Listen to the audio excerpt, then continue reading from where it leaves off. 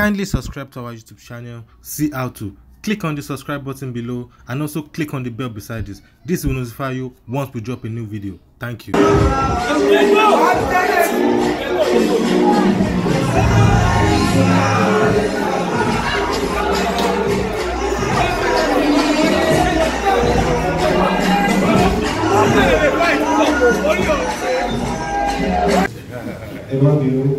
So please, a round of applause for my brother. We like to go back on this and also I see my bros, Jigon Baboja. Please, a round of applause for Mr. Jigon Baboja. Also, I know these bros. Put a question no le lo man sabaji atomota. Ẹ̀yin lẹ jókòó sára àwọn méjì tí mo pè.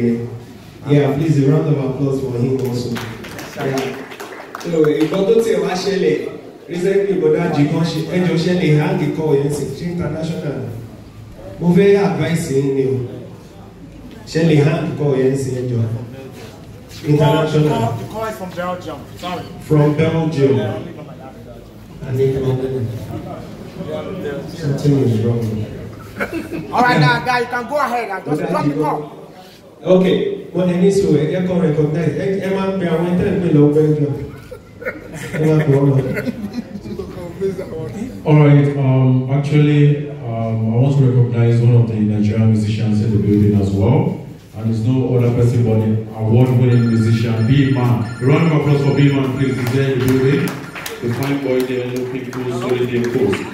Also, I want to recognize our daddy in the industry. Ẹ̀rù tí ń bá ló bá ọ̀tọ̀ ya kámẹ́rà wọ yẹn wò pé ṣé òótọ́ ni àbírí wọ́n tún ẹ̀dẹ̀ kámẹ́rà pé ẹ̀yẹ ká dúró kọ́ máa lọ gbọ́ kámẹ́rà jábọ̀. Sorry, can I say something? Yeah.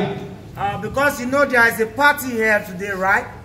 You went to Shrine, you bought 1 pack of Igbo for 1,000 naira.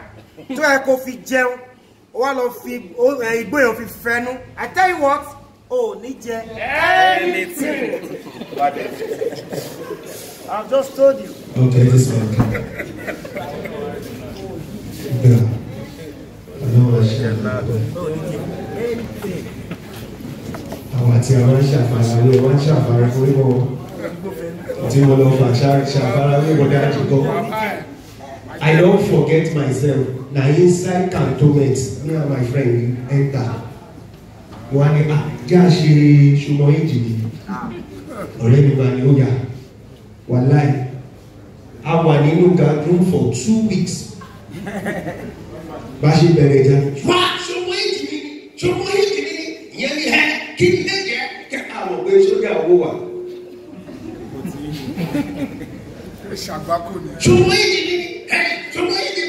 Thank you so much for watching. You want to see more? Click below and subscribe because we drop video every day.